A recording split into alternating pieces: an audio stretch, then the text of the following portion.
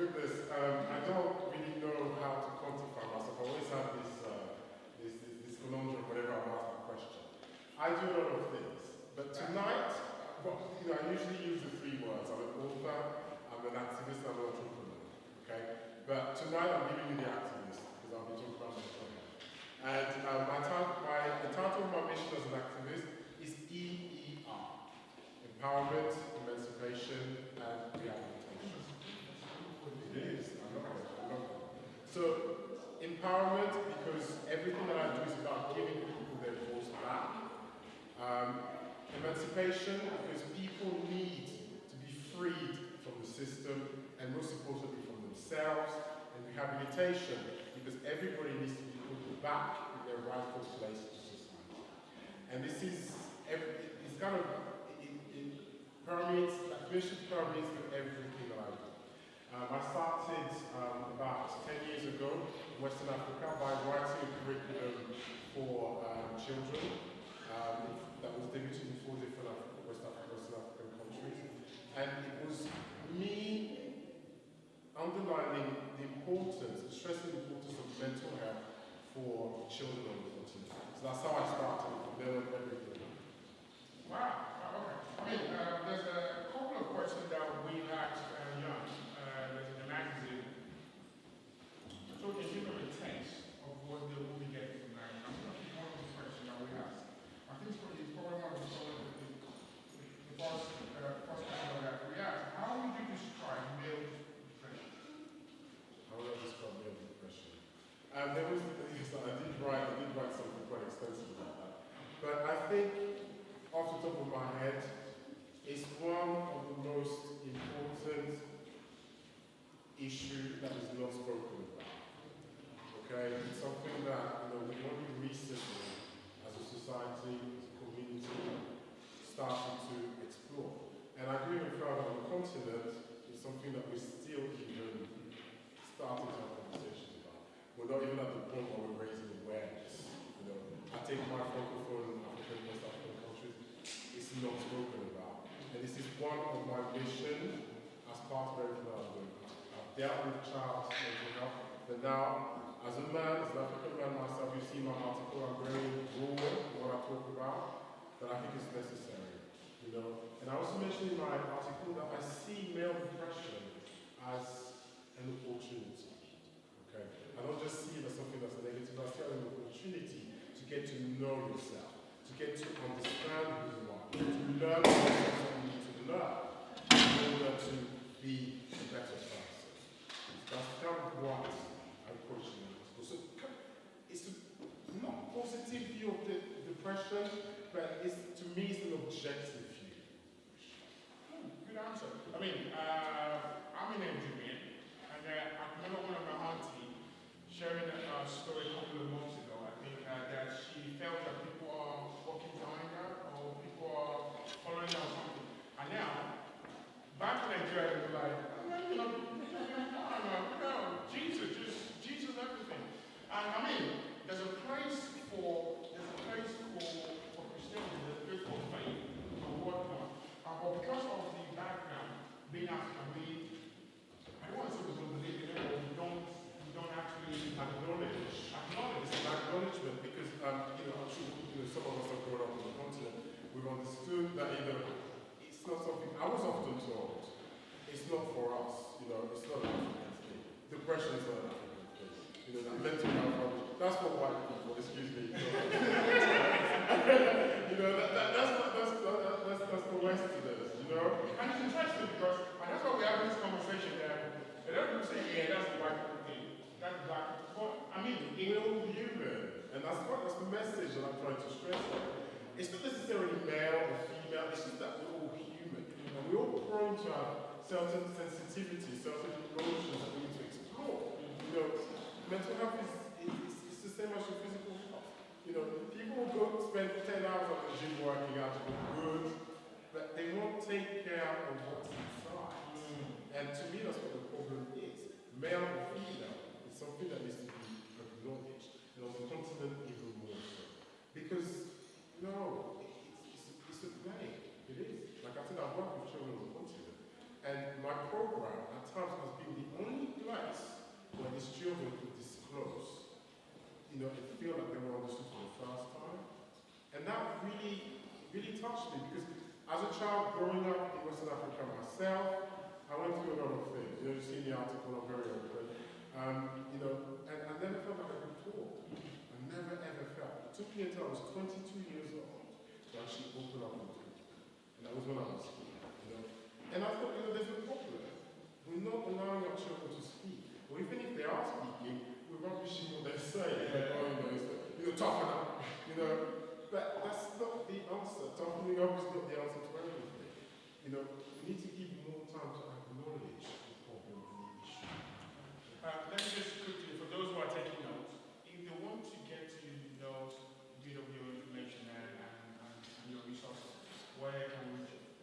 Well, I've got cards. I'll give the cards out later. But it's my website, www.Yann.W.com.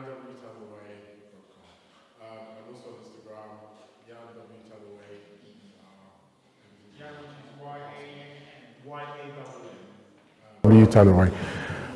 Yeah, so I've been in this trade for quite a long time now, and you know, I've seen a lot of successes. You know, I don't want to, you know, sound gloom and just say that, you know, we're on a downward spiral. We're not. It's a time for opportunity for people like me, people like you who talk about mental health, to take this out of this room and go and talk to your communities about it.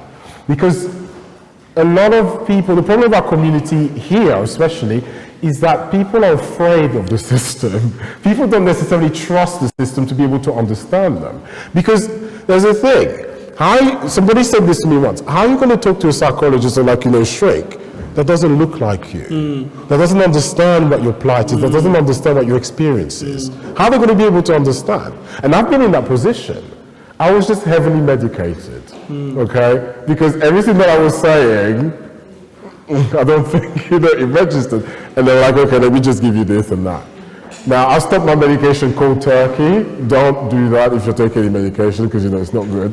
But that was my revolt. That was my point of revolt. And I said, you know what, no more. You know, let me be and create the system where people like me can be heard and be understood. And that's great, because I currently teach, my 9 to 5, I teach computer science.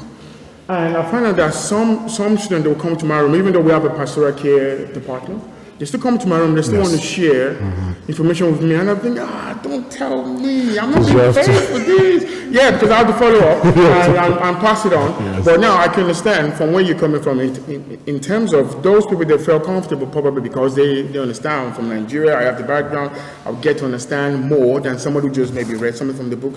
And I'm not saying the book is nothing, I think it has its own place.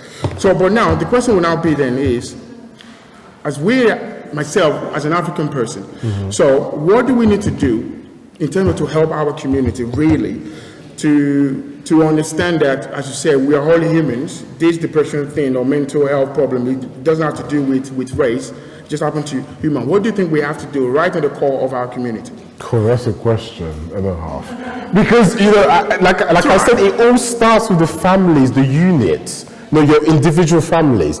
Because there's a statistic that says that 65% of black people that were going through mental health felt that they were not supported by their families.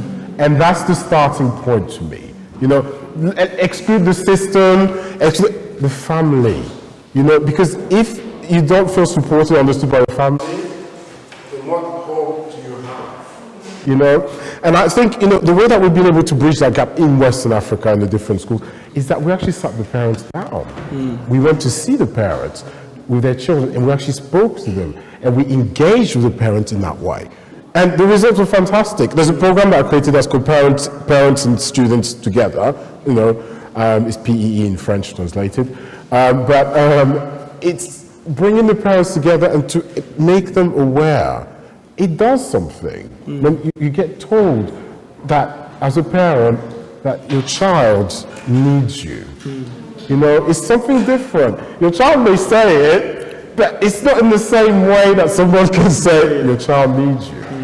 And there's something powerful in that. And I've seen how that's worked. So I think for us, the important thing is to reach and target and talk to family units. You know, the mothers, the fathers, you know, that's the starting point for this. It's not easy, I'm not saying that it is, but that's the place where it starts, in the home of these people. Okay. Whether it's children or, young adults, whatever, that's where it starts. All right. Let me ask you this question, probably going to be the second to the last question. Mm-hmm. And the reason why I want to ask this question is, sometimes we see people in a place of position, maybe they were there by luck, and so they use that place. Obviously, they have a voice, but I want to guess that you've experienced some sort of depression or anything that has to do with mental illness. Can you share just something so that then people here will understand that you're not just saying this, that you've experienced this, and this is probably a couple of things you did, or maybe one thing that you did that helped you, just so that somebody can take something away and say, okay, maybe I can share this in my community and say, I heard someone who said this, maybe you can try that as well. Because you mentioned about a drug during your conversation that don't take that medication. Yeah. Now I'm thinking that's from experience point of view. So can you share something that you've experienced, and this is what you did, or this is what you went through, and you came out of it? Well, I don't want to give too much of my article give too much away because we have in the magazine. But so I went through my own patch, and like I mentioned, yes, there was, I had medication. They heavily medicated. Wow. None of my body works, literally, from head to toe. Okay, it was bad. So, and I stopped cold turkey, which I don't recommend. Don't do it. You kind of wean yourself off of things like that. But to me, like I said, it was more of an act of defiance for me to do that. Okay. But what helped me to snap out of it, it's not necessarily a practical thing. Okay. I think it was a turnaround of mindset. Yeah. Okay, seeing the depression, something negative that you have to fight against, from something that you have to engage. Okay. And that's very deep. Engaging, because like I said, I believe that there is a lesson in every depression. There's a lesson that you have to learn. And open yourself up to that lesson, and then something will click. And then you'll be back to yourself. Honestly, that's what my experience has been. And yes, it's very deep, that you read in an article, I'll give more details. But I also believe that, mindfulness, just a little more practical, mindfulness has been very, very helpful. Because I teach mindfulness, I've been teaching mindfulness for a few years, and that's been fantastic. It's helped me to really say. So on a practical level, that's been great.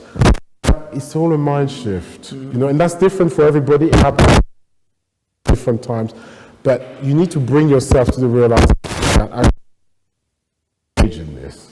What does he want to show me? What does he want to teach me about myself? And then something will happen, and then you just snap out of it. Oh, fantastic. I honestly believe that. Our last issue was mental health with spirituality. Mm-hmm. All right, so this issue is based around nutrition, food.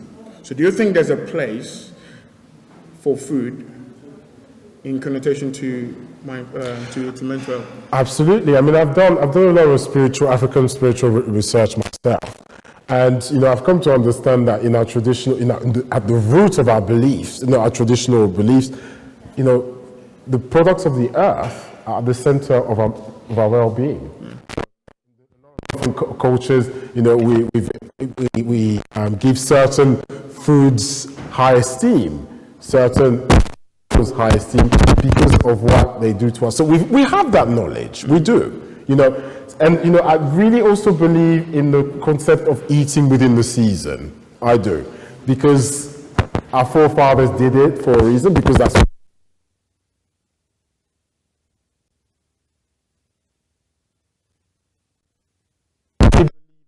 a big impact. Nowadays, we look at the food that we're being served. Food. And we're all guilty from having a McDonald's from time to time. We're all guilty. But saying is, what you put in your mouth is going to affect your aura. It's going to affect who you are and what you are. And you notice it straight away when it goes to your stomach. You will notice what it does. So I definitely believe in the concept of food, because food is energy. Energy that you're putting in. Down to who cooked it. What energy they put in it, but that's too deep. everybody's energy references, you know, no. But definitely, I definitely believe that. Fantastic. I mean, thank you for coming around. As I said, there's more about Yann and his story in the magazine that we actually share. We will be sharing some of your information as well on our website and social media platform. No problem. Yeah. Thank you so much. Come on, let's give it up to Yann. Thank you.